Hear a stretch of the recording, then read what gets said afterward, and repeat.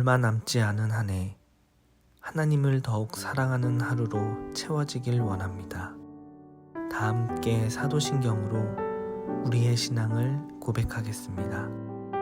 전능하사 천지를 만드신 하나님 아버지를 내가 믿사오며 그 외아들 우리 주 예수 그리스도를 믿사오니 이는 성령으로 잉태하사 동정녀 마리아에게 나시고 본디오 빌라도에게 고난을 받으사 십자가에 못 박혀 죽으시고 장사한 지 사흘 만에 죽은 자 가운데서 다시 살아나시며 하늘에 오르사 전능하신 하나님 우편에 앉아 계시다가 저리로서 산자와 죽은 자를 심판하러 오시리라. 성령을 믿사오며 거룩한 공회와 성도가 서로 교통하는 것과 죄를 사하여 주시는 것과 몸이 다시 사는 것과 영원히 사는 것을 믿사옵나이다.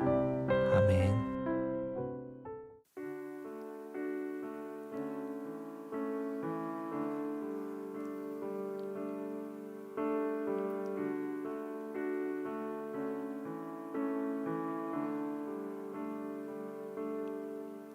주님 내 길을 잘 아시고 내 걸음 아시네. 어둠에서 빛을 내시는 그분을 믿네. 무엇으로 주를 섬길지 어디로 가야 할지 헤매이는 나를 아시고 길을 여시네. 주님 내 길을 잘 아시고 내 걸음 아시네. 어둠에서 빛을 내시는 그분을 믿네. 무엇으로 주를 섬길지 어디로 가야 할지 헤매이는 나를 아시고 길을 여시네. 내 삶은 주의 것, 내 삶은 주의 것, 온전한 신뢰를 주께 드리네. 보이지 않아도 믿음으로 걷네. 주 영광 바라보며 주만 따르네. 내 삶은 주의 것, 내 삶은 주의 것, 온전한 신뢰를 주께 드리네. 보이지 않아도 믿음으로 걷네. 주 영광 바라보며 주만 따르네.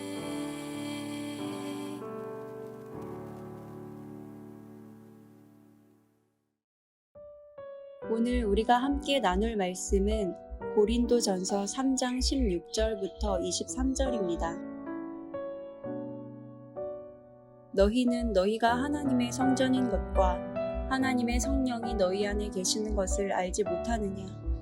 누구든지 하나님의 성전을 더럽히면 하나님이 그 사람을 멸하시리라. 하나님의 성전은 거룩하니 너희도 그러하리라. 아무도 자신을 속이지 말라. 너희 중에 누구든지 이 세상에서 지혜 있는 줄로 생각하거든 어리석은 자가 되라. 그리하여야 지혜로운 자가 되리라. 이 세상 지혜는 하나님께 어리석은 것이니 기록된 바 하나님은 지혜 있는 자들로 하여금 자기 꾀에 빠지게 하시느니라 하였고 또 주께서 지혜 있는 자들의 생각을 헛것으로 아신다 하셨느니라. 그런즉 누구든지 사람을 자랑하지 말라. 만물이 다 너희 것임이라. 바울이나 아볼로나 게바나 세계나 생명이나 사망이나 지금 것이나 장래 것이나 다 너희의 것이요 너희는 그리스도의 것이요 그리스도는 하나님의 것이니라. 아멘. 반갑습니다. 오늘 고린도전서 3장 16절부터 23절을 중심으로 성도라는 주제의 말씀을 함께 나누겠습니다. 오늘 본문에서 바울은 우리에게 너희는 하나님의 성전이다.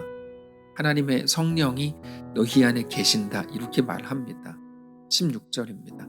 너희는 너희가 하나님의 성전인 것과 하나님의 성령이 너희 안에 계시는 것을 알지 못하느냐 이렇게 말하는데요.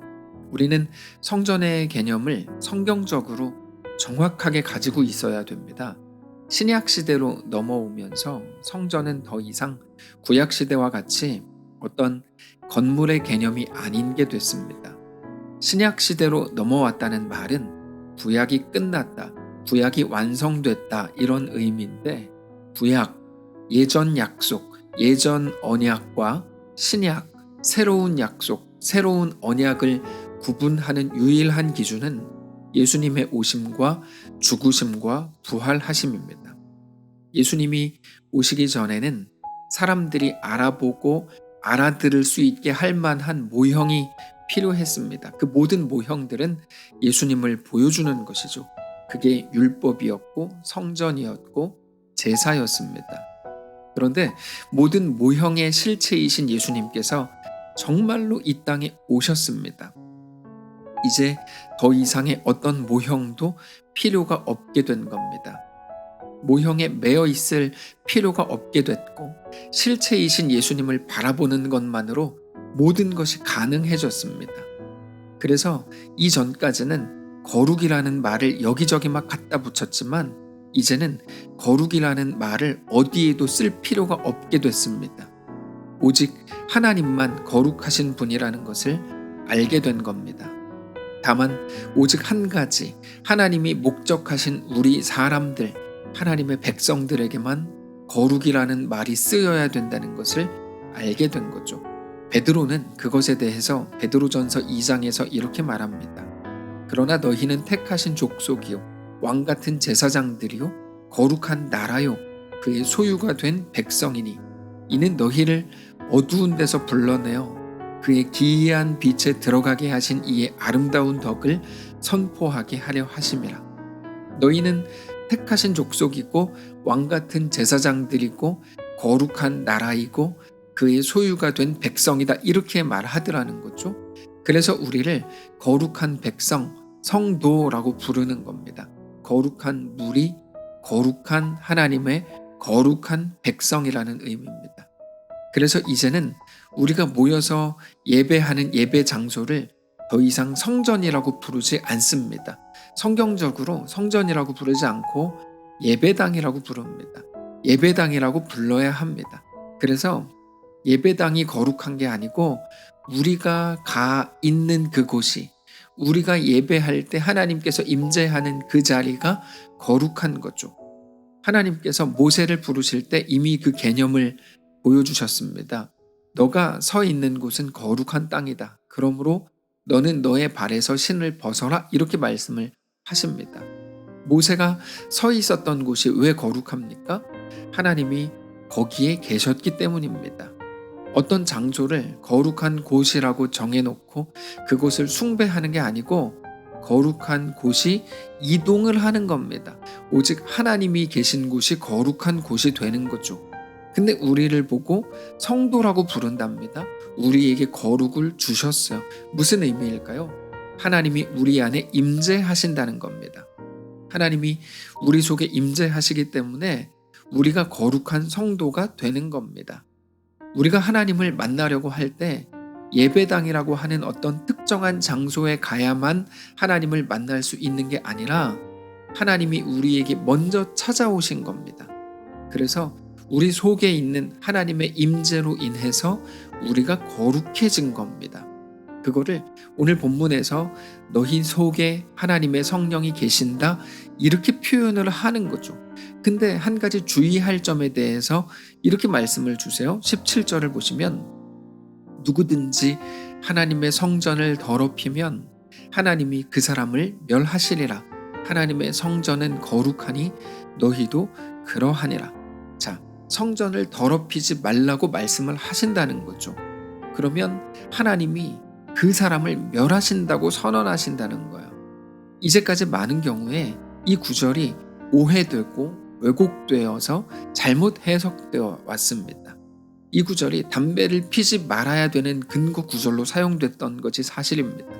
성령이 우리 안에 계시는데 그 성도가 담배를 피면 성령이 기침한다.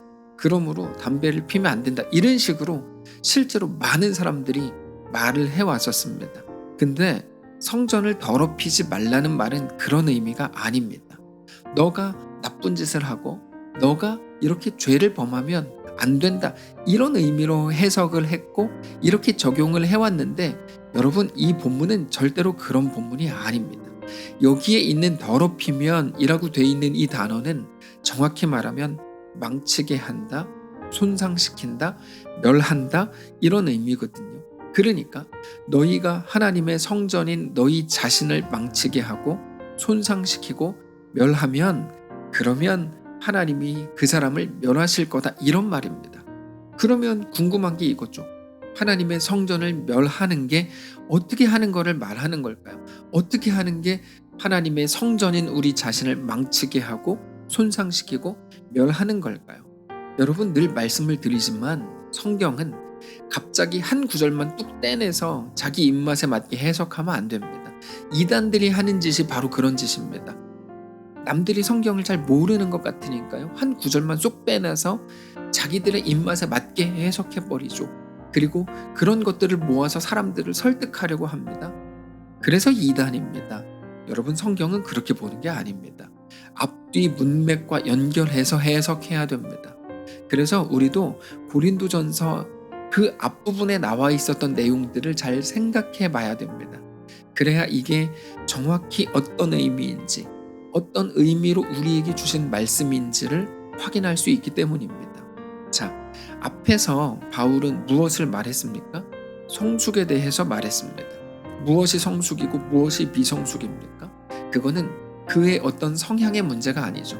유리그릇처럼 잘 깨지는 게 미성숙인데, 그래서 밥으로 줄 수 없고 저주로밖에 먹일 수 없다고 바울은 말했습니다.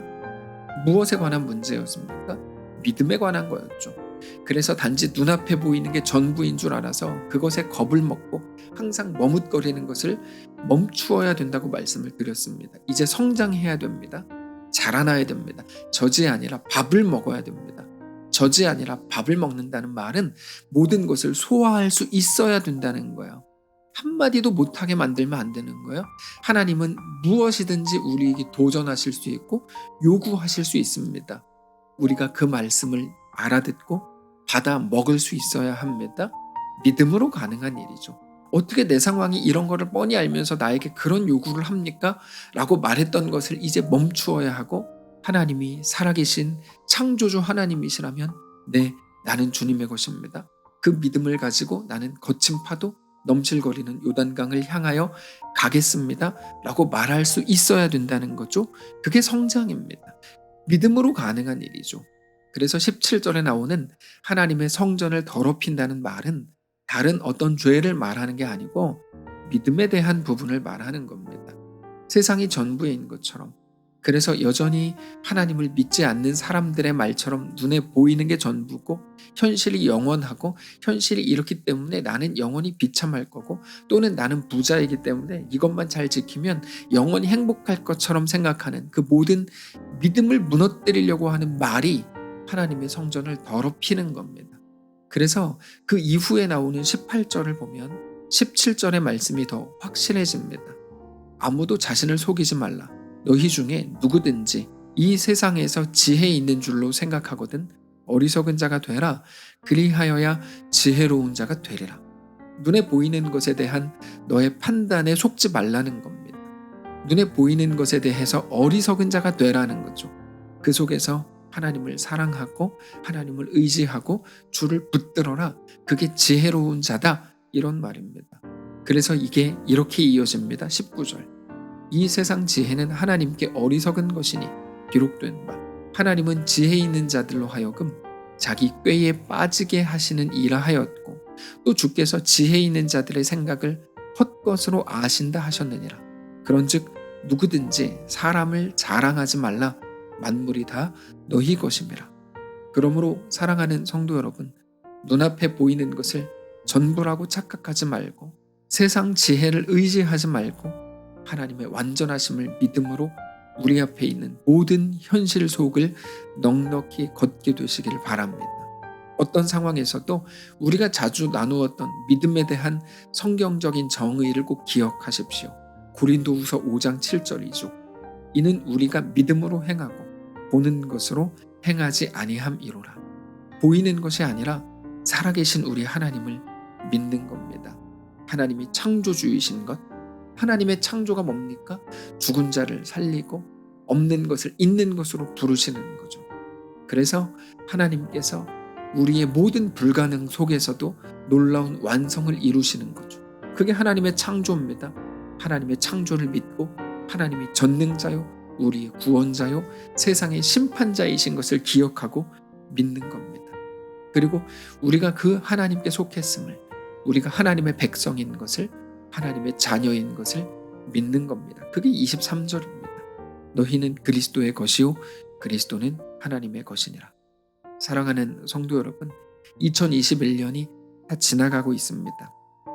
우리의 삶이 하나님께 그렇게 온전히 속했음을 이제는 깨닫고 우리 주님과 함께 우리에게 허락된 모든 길을 넉넉히 걷기를 소원하게 되는 거룩한 오늘의 말씀이기를 원합니다. 기도하겠습니다. 살아계신 하나님 감사합니다.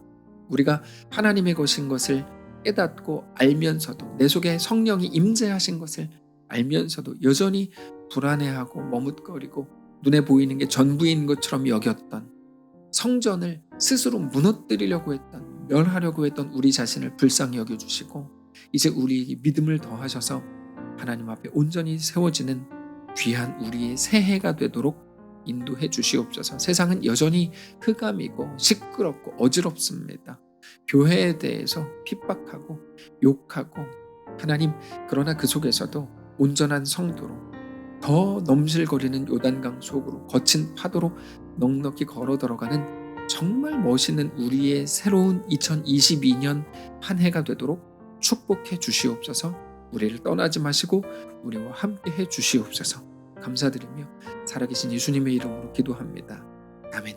사랑하는 성도 여러분, 하나님께서 오늘 하루를 우리에게 허락하셨습니다. 믿음으로 그 길을 걷게 되시기를 바라고 우리 주님과 함께 넉넉히 우리에게 허락된 모든 길을 걷는 귀한 우리의 삶이 되시기를 축복합니다.